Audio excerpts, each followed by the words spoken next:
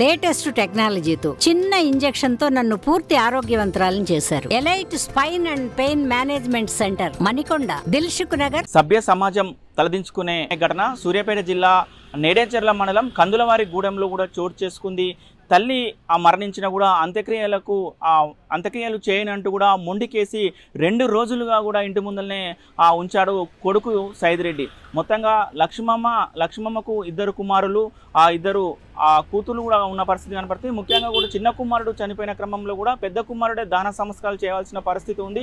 ఎట్టి పరిస్థితుల్లో దాన సంస్కారాలు చేయాలంటే కూడా ఆస్తి పంపకాలు జరిగేంత వరకు కూడా ఎట్టి పరిస్థితుల్లో దాన సంస్కారాలు చేయను అంటూ కూడా మొండికేసి అక్కడనే ఫ్రిజర్లోనే ఉంచిన లక్ష్మమ్మ మృతదేహాన్ని ఫ్రిజర్లో ఉంచిన పరిస్థితి కనపడుతుంది. 2 రోజులు అవుతున్నా కూడా లక్ష్మమ్మను ఖననం చేయకపోవడం గ్రామస్తులు కానీ గ్రామ పెద్దలు కూడా కూర్చొని అది కరెక్ట్ కాదు, ఎట్టి పరిస్థితుల్లో కూడా చేయాలని కూడా సముదాయించిన క్రమంలో కూడా తలొగ్గిన సైదిరెడ్డి ఈరోజు దహన సంస్కారాలు చేసిన పరిస్థితి కనపడుతుంది. ఏదైతే లక్ష్మమ్మ ఉందో లక్ష్మమ్మ దగ్గర కూడా 50 తులాల బంగారం, 50 లక్షల రూపాయల ఆస్తి ఉన్నది. ఆస్తి మొత్తం కూడా చిన్న కూతురుకే ఇస్తుందని కూడా సైదిరెడ్డి ఆరోపిస్తూ కూడా ఎట్టి పరిస్థితుల్లో నేను అంత్యక్రియలు జరపను, ఆస్తి పత్రాలు మొత్తం కూడా ఆస్తికి సంబంధించిన మొత్తం వచ్చిన తర్వాతనే నేను చేస్తానని కూడా మొండికేసి కూడా కూర్చొని కూడా జనాలు మొత్తం కూడా ఆగ్రహం వ్యక్తం చేస్తున్న పరిస్థితి కనపడుతుంది. ఏంటి కన్న తల్లి చనిపోయి 2 రోజులు అవుతున్నా కూడా ఎందుకు నువ్వు దాన సంస్కారాలు చేయవు అని చెప్తున్నా కూడా వినిపించుకోకుండా కూడా అతను అట్లే మొండికేసి కూర్చున్న ఘటన ఏదైతే మనం చూస్తున్న పరిస్థితి కనపడుతుంది.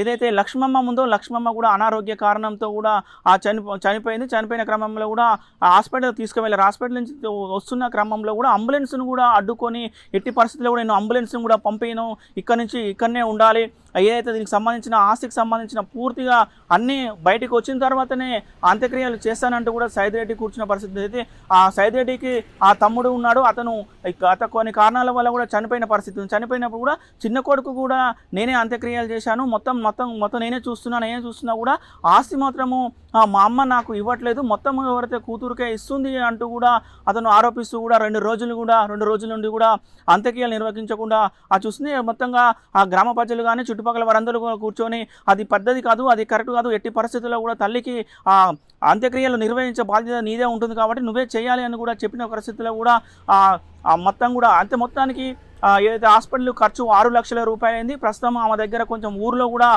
మిత్తికి ఇచ్చిన పరిస్థితి ఉంది. ఆ పైసలు కూడా మొత్తం తెప్పిస్తాము, అవన్నీ తెప్పించిన తర్వాత కూడా లెక్కలు చూసి మొత్తం ఇచ్చిన తర్వాత అప్పటి వరకు ఈ కార్యక్రమాలు ఏదైతే కార్యక్రమాలు కావాలో కార్యక్రమాలన్నీ కొనసాగించాలని కూడా ఆ గ్రామ పెద్దలు చెప్పిన క్రమంలో కూడా ఈ రోజులో కూడా సైదిరెడ్డి తన తల్లికి తలకొరి పెట్టిన పరిస్థితి కనపడుతుంది.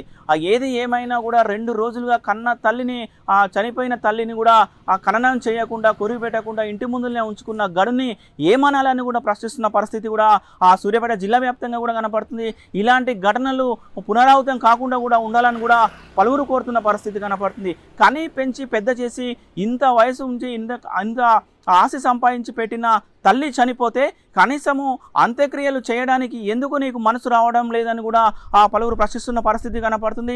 ఎట్టకేలకు కూడా సైదిరెడ్డి కూడా తల్లి అంత్యక్రియలు పూర్తి చేసిన పరిస్థితి కనపడుతుంది. ఇది మొత్తం ఏదైతే నేడేంజర్లో ఉన్నటువంటి పూర్తి పరిస్థితి. మరిన్ని వీడియోస్ కోసం ఛానల్ ని సబ్స్క్రైబ్ చేయండి, లేటెస్ట్ అప్డేట్స్ కోసం వాట్సాప్ ఛానల్ ని ఫాలో చేయండి అండ్ లింక్ డిస్క్రిప్షన్ లో ఉంది.